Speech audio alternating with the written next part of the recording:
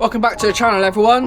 On today's video, Ben is going to show us how he makes his soil mix for his seedlings. This is what he uses to sow his seedlings in. Let's find out how Ben does it. I need to mix up a good batch of compost because I am completely out. So I normally mix probably 4 of these a year.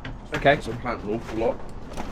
So this mix that you're going to make now is for your seedlings, right? Yeah, seedling mix, yeah. So it's just what I use for absolutely everything.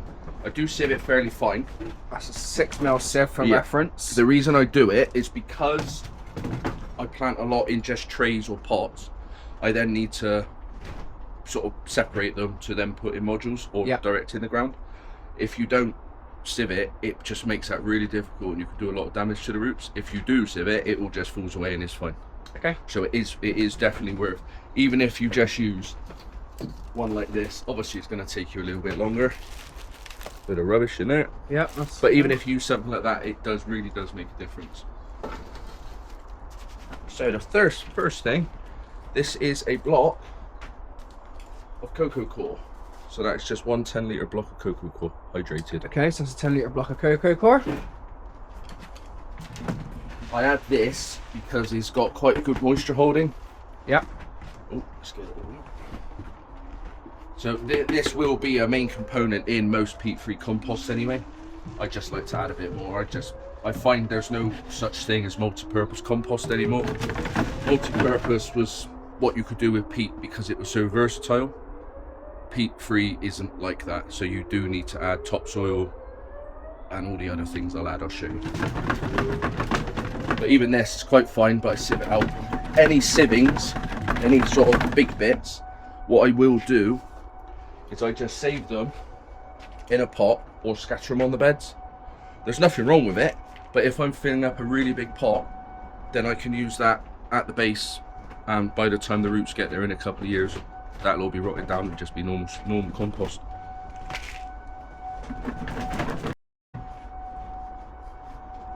So there's all of this. That's what holds it all together, holds the sort of soil structure together. Yeah. But I don't necessarily want that in my seed mix. So it's very fibrous-y. Obviously struggling to pass through the sieve. If you're potting on, you don't have to be as sort of cautious with the bigger stuff because you're essentially just going to take it out of one, put it in another. You're not going to be pulling it all apart. So that's that. This is compost. So, okay. You like this stuff? Yeah, I found the ambassador stuff to be really, really good. Yeah, nice. Some of the compost I've had have been absolutely atrocious. Yeah. Looks like this. It's not, but it looks like fiberglass insulation. I know it's not, but that's what it looks like after rains. And you just come back and all your beds look like they've got a load of rubbish all over them. So this is a 10-litre bucket. I just use buckets to measure, just to try and keep it fairly consistent.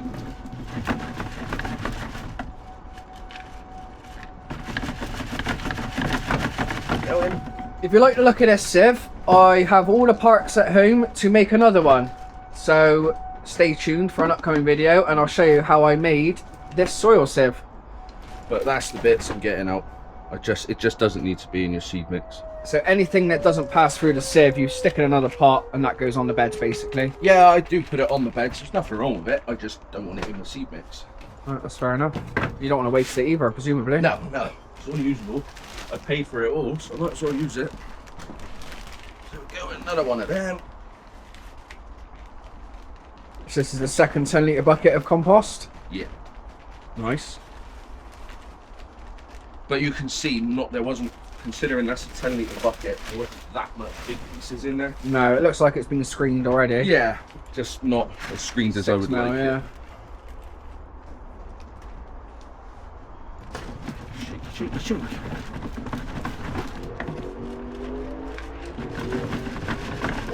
I just want to add that the sieve that Ben's using was actually built for this tub. Yeah.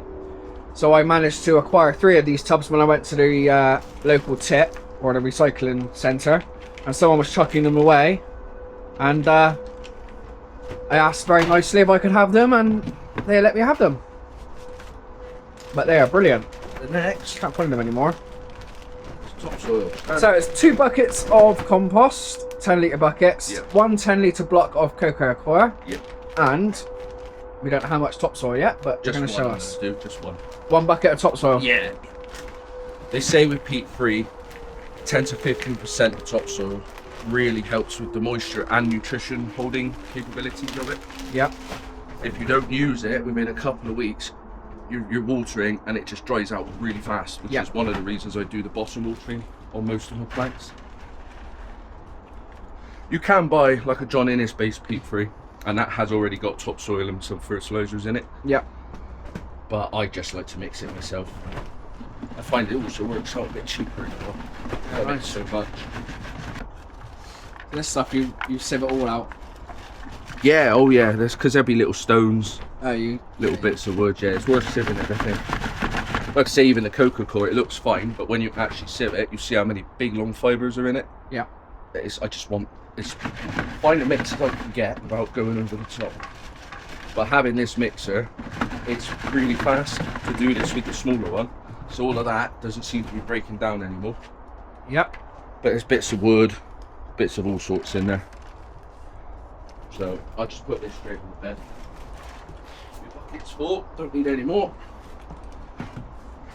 Oh, second to last thing, because I have them, worm castings. This has already been sieved, but I'll throw it through anyway. It will literally fly through that. Yeah. That's been screened to 2 millimeters. So I'll put By moi. I put 3 of these in. Go for 3 of these, do you? Yeah. So at the moment we've got 40 litres of material, 2 compost, 1 topsoil, 1 10-litre block of cocoa coir, and then 3 worm castings. Yes. They all seem to be a standard size. I don't know how much this is, but the garden scoops are all pretty standard. Yeah, well, just some pretty good scoops. You can't really overdo it at castings, I don't think. No. It's a very good resource, little castings. There you go. Put them straight through. It is worth doing. The worm casting is definitely worth doing. Well, I've done it for years, Ben, as you know. I like them. I got you into them. There we go. That is the Gold. so far. That is what we've got. So that's at the moment. So then I add perlite. I'm not really sure what the difference is. Obviously I got this one for a good price. I'm not really sure what the difference is between vermiculite and perlite. I've just always used perlite, and from the research I've done, they seem to be basically the same. So They're both moisture retention, drainage, yeah, and they helps both keep just a it. different form of volcanic rock. I think I'm not sure. Perlite. There So you a go. fair bit. I do it by eye, not by volume, because it's just how I do it. And this year I'm doing a little experiment with this bioactive compost improver, and it's got mycorrhizal fungus in it as well. Mhm. So what it says, this pack does 100 litres. Yep. I won't add anywhere near as that. It's just an experiment, just seeing if it does make a difference or not. So you don't, this is not essential. No, it's just little things like this. Sometimes you might find a product and you just think that is amazing. That is much easier, much better. Mycorrhizal fungus is just a good product to use. They say not with brassicas. For some reason, brassicas don't need it, but it won't hurt them, so you might as well. And what the mycorrhizal fungus does is it basically attaches itself to the roots and creates a secondary root network. The mycorrhiza then eats the waste products from the plant, and then it gets nutrition and moisture out of the soil and gives it back to the plant. So it's a good symbiotic relationship. Yep. So again, just a smattering. Just a little sprinkle of that. But there's also minerals and stuff in here Oh, as it well. smells. Yeah. Then just get your hands in and give it a good old mix.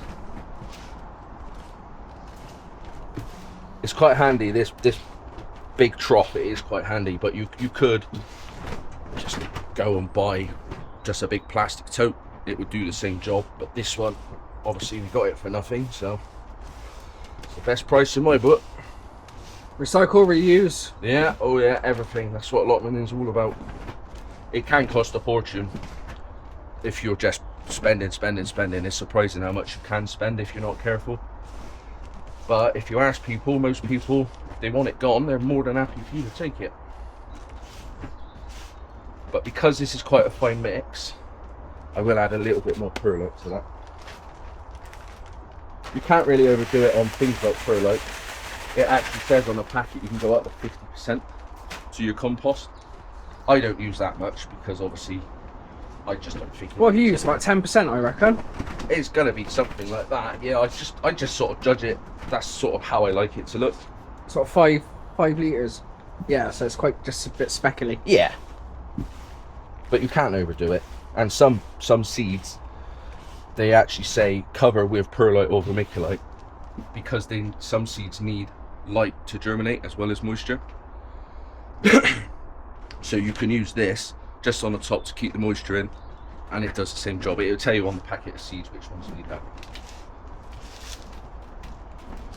Right, I think that's about right. So the final ingredient is horticultural sand. Again, I got this one for a good price. It's just horticultural sharp sand. I would make sure you do use horticultural. It's been washed, so there's no salt in it. Right. It is salt with plants, just does not work. It just messes them up. And this stuff isn't actually that expensive anyway. I hope not, it's just sand. Yeah. It has been washed. They have done something. So this is a half a bucket? Yeah, maybe a third. But I don't bother sieving this because it's sand, so. But this just aids with drainage. Yeah. Another mix. But yeah, essentially, that is the mix. So there you go, everyone. That's the mix that Ben uses for his seed sowing process. Hope you enjoyed that video. Please don't forget to like, comment, share and subscribe. And we'll catch you on the next one. Take care. Bye. Bye. Bye-bye.